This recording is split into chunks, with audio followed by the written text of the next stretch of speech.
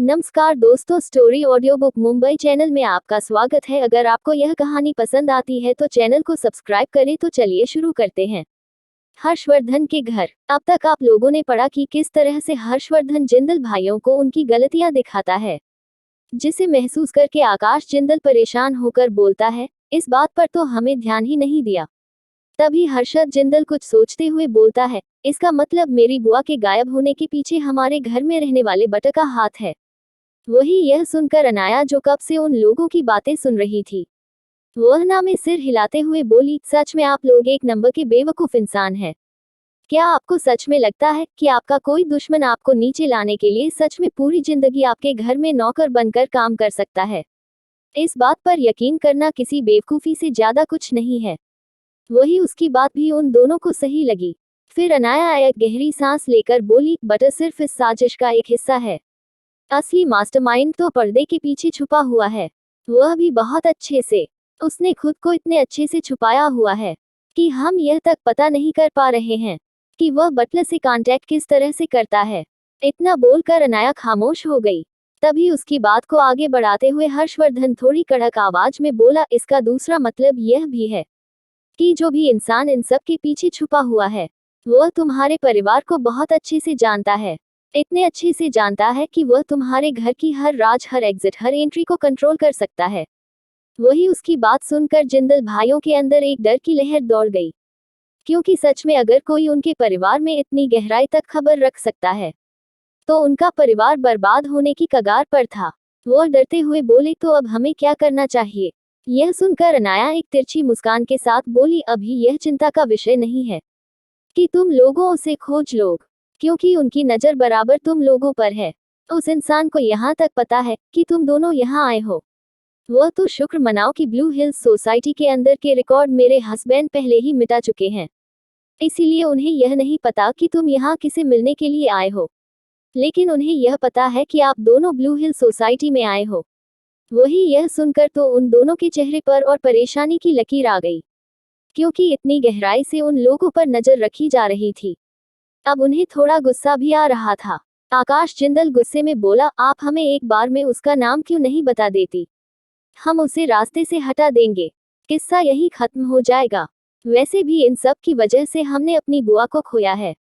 आपको नहीं लगता कि आपको हमें सच बता देना चाहिए? आप इन सब को इतना खींच क्यों रही हो? वही उसे गुस्से में देखकर अनाया की मुठिया भी कस गई। वो भी गुस्से में उन दोनों को घूरते हुए बोली, सबसे बड़ी बात, उद्धरण चिन्ह, जितने भी इंफॉर्मेशन मिली है वह मैंने आप लोगों तक पहुंचाई है। भले ही आप लोग हकीकत से बहुत दूर है, लेकिन जितना दिख रहा है यह इतना सिंपल नहीं है। आपको क्या लगता है, इतने सालों की मेहनत और इतनी तगड़ी प्लानिंग करने के बाद इन सब के पीछे बस एक मामूली सा बटलर होगा? बिल्कुल नहीं। इन लोगों को जिंदल परिवार से क्या चाहिए, हमें यह जानने की जरूरत है। तब तक वह इस परिवार का पीछा नहीं छोड़ेगा। और हमें तो यह तक नहीं पता कि कितने लोग उन लोगों के लिए काम करते हैं। और तुम लोग कह रहे हो कि मैं उसका नाम बता दूं? अभी के लिए तो सबसे बड़ी परेशानी की बात मिस्टर हर्षद जिंदल के लिए है। सुना है जिंदल खानदान की रहमत पर पलने वाली उसकी बेटी ने आपके लिए कोई रिश्ता खोजा है। वही उसकी बात सुनकर उन दोनों की आंखें छोटी हो जाती है। जाहिर सी बात थी कि इस सब्जेक्ट पर आज सुबह सुबह ही उन लोगों ने बात की थी। इस बारे में उनको भी नहीं पता था, तो इतनी जल्दी डॉक्टर एना को इस बारे में कैसे पता चल गया? उन दोनों के ही नजरों में शक साफ साफ नजर आ रहा था। लेकिन अनाया को इस बात से कोई फर्क नहीं पड़ा। वह टेढ़ी मुस्कान के साथ बोली, अच्छा होगा उस लड़की से जल्द पीछा छुड़ा लो, क्योंकि यह एक और साजिश है जो तुम लोगों की जिंदगी में दस्तक दे रही है। इतना बोलकर वह एक फाइल उन लोगों की ओर फेंक देती है और हर्षवर्धन की गोद से खड़े होते हुए बोली, हब्बी मुझे फ्रेश अप होना है, आप अपने दोस्तों से बात कीजिए, मुझे कुछ काम भी है। उसके बाद इतना बोलकर वह ऊपर चली गई। अनाया ने यह मौका उसके पति को अपना फ्रस्ट्रेशन निकालने के लिए दिया था, क्योंकि अनाया महसूस कर सकती थी कि उन दोनों की क्वालिटी टाइम में जिंदल भाइयों का आना उसके पति को बिल्कुल पसंद नहीं आया था और वह उन दोनों पर चिल्लाना चाहता था, लेकिन अनाया की वजह से खामोश था और अनाया ने वहां से जाकर यह मौका उसे दे दिया था। उसके जाते ही हर्षवर्धन थोड़े गुस्सैल आवाज में बोला, आइंदा से ऐसे ही मेरी बीवी को परेशान करने मत आना। और तुम दोनों अभी छोटे बच्चे नहीं हो, अपनी प्रॉब्लम खुद भी सॉल्व करना सीखो। इतना बोलकर वह भी वहां से चला गया। हर्षवर्धन के जाते ही वहां टेबल पर पड़ी हुई फाइल हर्षद जिंदल खोल लेता है। जैसे ही वह फाइल के फ्रंट पेज पर लिखे हुए शब्दों को पढ़ता है, उसकी आंखें बड़ी बड़ी हो जाती है। अपने भाई को इस तरह से चौंका हुआ देखकर आकाश जिंदल भी उस फाइल में देखने लगता है। उसे भी उतना ही सदमा लगता है। दरअसल वह फाइल उस लड़की की थी जिसका रिश्ता लेकर उसकी बुआ आई थी, और उस फाइल के पहले पन्ने पर उसे लड़की का पूरा नाम था। काशवी बिजलानी। उस नाम को पढ़कर आकाश जिंदल अपनी आंखें छोटी करते हुए थोड़ी गुस्साल आवाज में बोला, भाई क्या यह वही बिजलानी खानदान है जिसके कनेक्शन गैरकानूनी कामों में भी है? वही। उसकी बात सुनकर हर्षद भी एकटक फाइल को देखते रहता है। कुछ सोचते हुए हर्षद थोड़ी गंभीर आवाज में बोला, क्या तुम्हें याद है कि भवानी बुआ ने उसे लड़की की इंफॉर्मेशन क्या बताई थी? यह सुनकर आकाश थोड़े गुस्से आवाज में बोला, हाँ बिल्कुल। बुआ ने कहा था कि यह लड़की एक अनाथ है। उसकी परवरिश अनाथ आश्रम में हुई थी और इसने अपनी मेहनत से पढ़ाई पूरी की है। वहीं उसकी बात सुनकर आकाश को भी समझ आया कि वह क्या भूल गया। वह आंखें बड़ी करते हुए बोल, इसका मतलब हुआ कि जो कुछ भी बुआ ने कहा था वह गलत था। यह लड़की इतने बड़े खानदान की बेटी है, वह भी जिसका नाम हर तरह के बुरे चीजों में जुड़ा हुआ है। कुछ सोचते हुए हर्षद बोला, इसका मतलब बुआ भी उनके साथ मिली हुई है। क्या हर्षद का शक होगा सच, और क्या असली गुनहगार आएगा सामने? हर्षवर्धन के घर में अब तक आप लोगों ने पढ़ा कि किस तरह से अनाया जिंदल भाइयों को एक फाइल पकड़कर वहां से चली जाती है। वहीं उसे फाइल की डिटेल पढ़कर आकाश जिंदल और हर्षद जिंदल दोनों ही पागल हो चुके थे, क्योंकि उसकी बुआ ने कहा था कि जो लड़की हर्षद के लिए उन्होंने पसंद की थी वह अनाथ थी। लेकिन उसके हाथ में पड़ी हुई फाइल में साफ साफ दिख रहा था कि जिस लड़की से उसकी बुआ उसका रिश्ता करवाना चाहती थी वह एक बहुत बड़े खानदान की बेटी थी जिसका नाम इलीगल कामों में फंसा हुआ था। वही हर्षद को शक होता है कि कहीं उनके पीछे उसकी बुआ तो नहीं है। तभी कुछ सोचते हुए आकाश बोला, ऐसा नहीं हो सकता भाई। अगर इन सब के पीछे भवानी बुआ का हाथ है तो इतने सालों में दादा और पापा और चाचा को इस बारे में क्यों पता नहीं चला? जरूर कुछ गड़बड़ है। कहीं ऐसा तो नहीं कि बुआ को भी उन लोगों ने बेवकूफ बनाया है। लेकिन पता नहीं क्यों हर्षित जिंदल के अंदर का स्पेशल फोर्स कमांडो यह मानने के लिए तैयार नहीं था कि इन सब के बारे में उसकी बुआ को कुछ पता नहीं होगा। वह गहरी सांस लेकर बोला, ठीक है, हम इसके बारे में बाद में बात करेंगे। अभी के लिए तुम इस लड़की की जानकारी वापस निकालो, और ध्यान से। जैसा कि थोड़ी देर पहले हर्षवर्धन ने कहा, हम पर नजर रखी जा रही है, तो मैं नहीं चाहता कि कुछ गड़बड़ हो। और पहले तुम यह पता करवाओ कि हमारे आसपास कितने जासूस है और कब से हम पर नजर रखी जा रही है, ताकि हम आराम से कम कर सके। और अब चलो यहाँ से। आकाश, जो अभी भी कंफ्यूज था, वह जानना चाहता था। उसे अपने कई सारे सवालों के जवाब चाहिए थे, लेकिन अपने भाई के आगे वह चुप हो गया और वहां से चला गया। दरअसल हर्षद अपने दोस्त को बहुत अच्छे से जानता था। उसे पता था कि हर्षवर्धन उसे नाराज है, उसकी वजह तो वह नहीं जानता था, लेकिन वह इतना जानता था कि अब आगे हर्षवर्धन उसकी कोई मदद नहीं करने वाला। इसलिए इन सारी चीजों के बारे में खुद ही अपने तरीके से पता लगाने के बारे में सोचकर वहां से चला गया।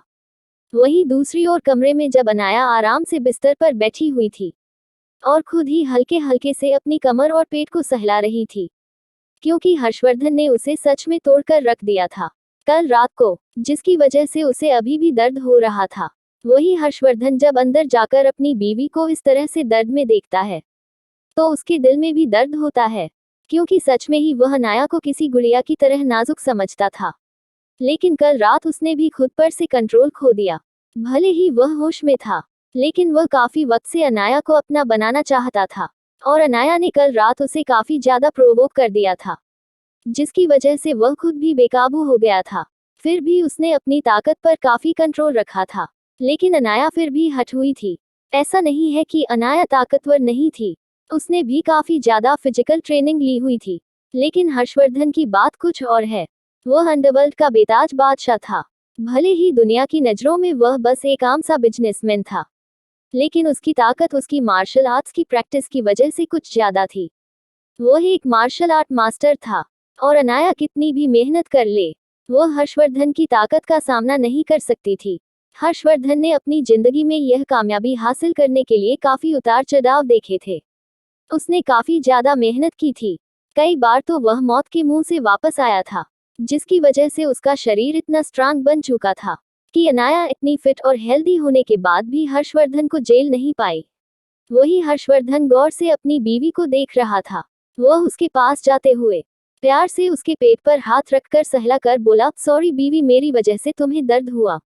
वही उसके चेहरे पर गिल्टी भाव देखकर अनाया मुस्कुराकर उसे अपने नजदीक खींचकर उसके होठों पर हल्की सी किस करके उसे दूर होती है और फिर प्यार से बोली, ऐसा कुछ नहीं है जान, और वैसे भी हम दोनों के बीच यह कभी ना कभी तो होता ही। मैं तुम्हें ब्लैक नहीं करती, लेकिन तुम थोड़े से ज्यादा रफ थे। इतना बोलकर वो अपने हाथों से थोड़ा सा का पोज बनाती है, जैसे वह कोई छोटी बच्ची हो। वही उसकी मासूमियत और उसका प्यारा सा एक्सप्रेशन देखकर हर्षवर्धन को हंसी आ गई। वो हंसते हुए उसके माथे को चूमकर बोला, तुम सच में बच्ची ही हो। वही उसकी बात सुनकर अनाया को गुस्सा आया। वह उसके सीने पर मारते हुए गुस्से में बोला, अगर मैं बच्ची हूँ तो तुम मॉन्स्टर हो। भला कोई बच्ची के साथ ऐसा कैसे कर सकता है? तुम्हें पता है तुमने कल रात मेरे साथ क्या क्या किया? वही उसकी बात सुनकर हर्षवर्धन उसे एक आंख मारते हुए बोला, वो तो तुम मेरी बड़ी वाली बच्ची हो, जिसे सिर्फ मैं तंग कर सकता हूँ। इतना बोलकर वह उसे हाथों से हल्के से छेड़ देता है। उसकी यह हरकत देखकर अनाया को शर्म आ जाती है। वह अपनी नजरें चुराने लगती है। उसे कभी कभार लगता था कि उसका यह पति सच में बेशर्म है, क्योंकि उसके सामने तो वह पूरा ही बेशर्म बन जाता था। दुनिया वाले उसे करोड़पति, शैतान, इमोशनलेस इंसान, successful business tycoon, handsome man, पता नहीं कौन कौन से नाम से बुलाता था। लेकिन किसी को पता नहीं था कि सच में उसका हर्षवर्धन कितना बदमाश और कितना मासूम है। अनाया अपने पति के गले में हाथ डालते हुए उसकी बाहों में चली जाती है। हर्षवर्धन भी उसे उठाकर अपनी गोद में बिठाते हुए अच्छे से एडजस्ट करके उसकी कमर को हल्के हल्के से प्रेस करने लगता है, ताकि अनाया को दर्द कम हो। वही अपनी बीवी को इमोशन होता देख हर्षवर्धन प्यार से बोला, क्या हुआ जान, तुम इतनी इमोशनल क्यों हो रही हो? अनाया उसकी आंखों में देखते हुए बोली, कुछ खास नहीं हर्ष, बस आपकी बाहों में सुकून मिलता है। इतना बोलकर उसकी गर्दन में अपना चेहरा छुपा लेती है। हर्षवर्धन कुछ गलत होने का एहसास महसूस करके अनाया को हल्के से खुद से दूर करता है और उसकी आंखों में देखते हुए प्यार से बोला, बीवी बेवकूफ किसे बना रही हो? इतने वक्त में मैं भी तुम्हें इतना तो समझ चुका हूँ कि कब तुम खुश होती हो और कब उदास होती हो। सच सच बताओ, परेशान क्यों हो? तो अनाया उसकी आंखों में देखते हुए थोड़ी डरी हुई आवाज में बोली, सोच रही हूँ अगर तुम कल वक्त पर नहीं आ पाए होते तो मैं क्या करती। यह सोच सोचकर ही मुझे गुस्सा और घिन आ रही है कि उस घटिया आदमी ने मुझे छूने की कोशिश की। मेरा बस चलता तो मैं उसे अभी जान से मार देती, लेकिन इतनी आसान मौत उसके लिए सही नहीं है। यही सोचते सोचते उसकी आंखें गुस्से से लाल हो गई। वहीं एक पल के लिए तो हर्षवर्धन के अंदर भी एक डर की लहर दौड़ गई। जाहिर सी बात थी, अनाया उसकी बॉटम लाइन थी, वह उसकी जान थी, और उसे गंदी नजर डालने वाले को हर्षवर्धन छोड़ने नहीं वाला था। वह उसे अपनी बाहों में करते हुए बोला, बीवी शांत हो जाओ, मेरे होते हुए किसी की इतनी औकात नहीं है कि तुम्हें छू सके, और तुम चिंता मत करो, आइंदा से मैं तुम्हारे आसपास की सिक्योरिटी और ज्यादा बढ़ा दूंगी। क्योंकि हर्षवर्धन को भी अपनी बीवी पर किसी की नजरें बर्दाश्त नहीं थी। उसने मन ही मन डिसाइड कर लिया था कि वह विशाल को एक सबक जरूर सिखाएगा। क्या करेगा हर्षवर्धन विशाल के साथ, और कैसे बदला लेगी अनाया विशाल से? जिंदल विला में दूसरी ओर जैसे ही आकाश जिंदल और हर्षद जिंदल विला पहुंचते ही सामने का नजारा देखकर उन दोनों की आंखें गुस्से से लाल हो जाती है। थोड़ी ही देर में वहां का एटमॉस्फेयर सफोकेटिंग हो जाता है, क्योंकि सामने भवानी सहगल आकाश की बुआ एक लड़की के साथ बैठी थी। यह कोई और नहीं, काशवी बिजलानी थी। इस वक्त काशवी ने खुद को संस्कारी दिखाने के लिए काफी ट्रेडिशनल कपड़े पहने थे, बालों को स्ट्रेट किया हुआ था, माथे पर बिंदी, चेहरे पर 2 किलो मेकअप थोपा हुआ था, जिससे वह काफी संस्कारी दिखे। वही जिंदल परिवार बैठकर उससे बातें कर रहा था। सामने का नजारा देखकर दोनों भाइयों का खून खौल चुका था। उसे सच में इतना गुस्सा आ रहा था कि कहीं वह अभी ही उनमें से किसी का मर्डर ना कर दे। आकाश जिंदल अभी आगे बढ़कर कुछ बोलने ही वाला था, तभी हर्षद ने उसका हाथ पकड़ लिया और आंखों से ही कुछ इशारा कर दिया।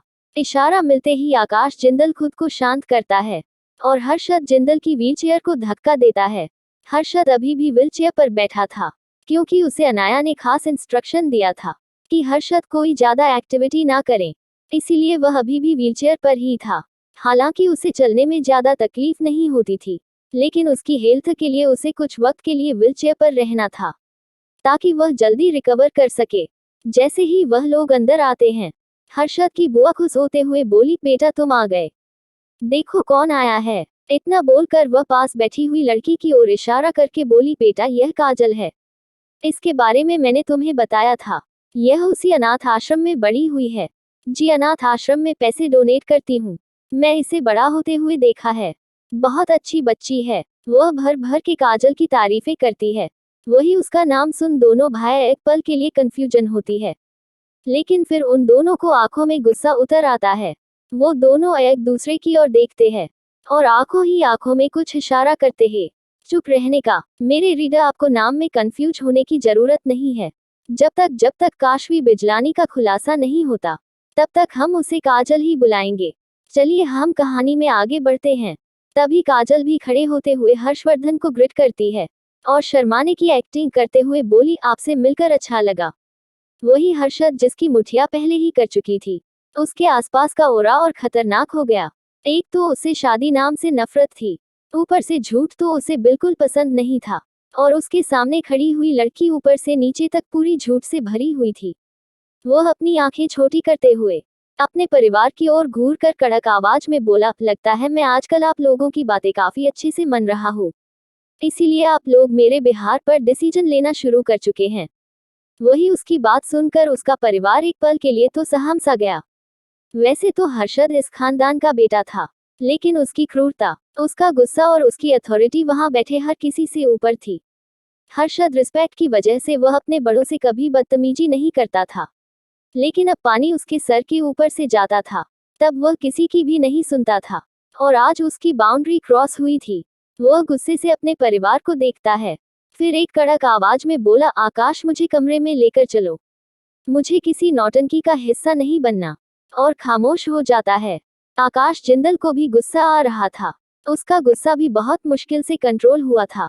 वह अपने भाई की व्हीलचेयर को धक्का देते हुए ऊपर जाने लगा। अभी वह थोड़ा ही आगे बढ़ा था, तभी सबके कानों में एक और रौबदार आवाज आई, बुआ जी अच्छा होगा कि आप अपने बच्चों पर ध्यान दें, ना कि जिंदल परिवार के मामलों में दखलंदाजी करें। आप जब भी यहाँ आती है, हम आपको रिस्पेक्ट देते हैं, आपके लिए इतना ही काफी होना चाहिए। इस घर के मामलों में दखलंदाजी देने की आपको जरूरत नहीं है। इतना बोलकर वह दोनों भाई ही अपने कमरे की ओर बढ़ गए। वहीं पीछे भवानी बुआ गुस्से से दांत पीस रही थी। उसका बस चलता तो वह अभी उन दोनों भाइयों को सबक सिखा देती है, लेकिन यहाँ उसकी एक नहीं चलने वाली थी। वहीं पास बैठी हुई काजल का भी गुस्से से खून खौल रहा था। आज तक ऐसा कभी नहीं हुआ था कि कोई लड़का उसे इग्नोर करके गया हो। उसका ईगो हर्ट हो रहा था, ऊपर से उसने हर्षद को देखकर ही पसंद कर लिया था। अब वह उसे पाना चाहती थी। वह बेचारा बनने की एक्टिंग करते हुए बोली, भवानी आंटी आप चिंता मत कीजिए, वह बस गुस्से में हो गए, आपको ज्यादा गुस्सा नहीं होना चाहिए। उसकी बात सुनकर भवानी भी खुद पर काबू कर लेती। उसने मन ही मन डिसाइड कर लिया था कि वक्त आने पर वह उन दोनों को सबक सिखाएगी, क्योंकि उसे बिल्कुल बर्दाश्त नहीं था कि कोई भी उसके इंसल्ट करे। तभी हर्षद की दादी भी खड़े होते हुए बोली, इस लड़के को हमने कुछ ज्यादा ही सिर पर बिठा दिया है, इसीलिए यह बड़ी की रिस्पेक्ट करना भूल चुका है। मैं उससे बाद में देखती हूँ। फिर वह भवानी के सिर पर हाथ रहते हुए बोली, बेटा तुम चिंता मत करो, तुम तो उसका अच्छा ही सोच रही थी, तुम चिंता मत करो, मैं भी देखती हूँ कैसे वह शादी के लिए मना करता है।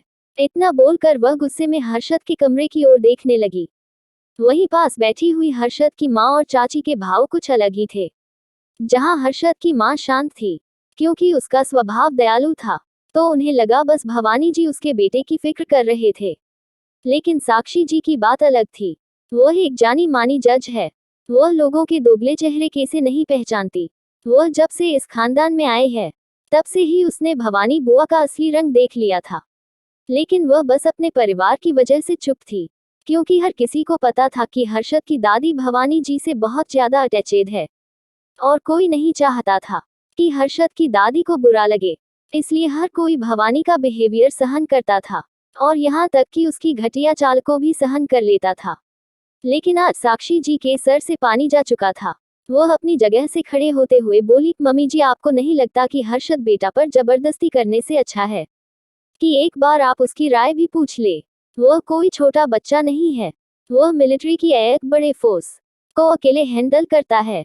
इतना काबिल है कि बड़े बड़े ऑफिसर उसके सामने सर झुकाते हैं। और आप किसी भी लड़की को जिसके बैकग्राउंड के बारे में हमें कुछ नहीं पता है, बस इतना पता है कि वह अनाथ है, उसके गले बांध रही है। फिर काजल को एक नजर देखकर आगे बोली, क्या पता यह कोई जासूस हो और हर्षद बेटा की जिंदगी बर्बाद कर दे। मुझे पता है कि भवानी बुआ हमारे परिवार का अच्छा ही चाहती होगी, लेकिन उन्हें यह भी समझना होगा कि यह एक मिलिट्री खानदान है जो देश की सिक्योरिटी को रिप्रेजेंट करता है। तो उन्हें हर्षद बेटा के लिए कोई अच्छी लड़की खोजनी चाहिए, ना कि कोई अनाथ जिसके बारे में हमें कुछ ना पता हो। हमें ऐसी लड़की खोजनी चाहिए जो हर्षद बेटा का सपोर्ट कर सके, ना कि उसकी कमजोरी बन सके। आपको इस बारे में सोचना चाहिए और अपने बच्चों पर गुस्सा करने से पहले लोगों को ढंग से पहचाना लेना चाहिए। इतना बोलकर वह भवानी बुआ और काजल की ओर देखने लगी। फिर अपने पास बैठी हुई अपनी जेठानी से बोली, चलिए दीदी हम खाने का देख लेते हैं। दोनों बच्चे परेशान होकर घर आए थे, भूख लगी होगी। इतना बोलकर वो दोनों किचन की ओर चली जाती है। पीछे हर्षद की दादी को सोच में खोया हुआ छोड़ देती है। इस बात से यह तो पक्का था कि अब हर्षद की दादी एक और बार काजल के बारे में जरूर सोचेगी। वही अपना प्लान को फेल होता देख भवानी की मुठिया कस गई। उसे साक्षी जी पहले से पसंद नहीं थी, क्योंकि साक्षी जी लोगों के रंग पर रखना जानती थी। उसे इस घर पर काबू चाहिए था और वह जानती थी कि साक्षी जी के होते हुए वह इतना आसान नहीं होगा। इसलिए वह नफरत से साक्षी जी की ओर घूरती है। क्या भवानी बुआ होगी कमियां अपनी चाल में? और क्यों आए है काशवी नाम बदलकर जिंदल विला में? अगर आपको अगला एपिसोड चाहिए तो लाइक करें, कमेंट करें और चैनल को सब्सक्राइब करें।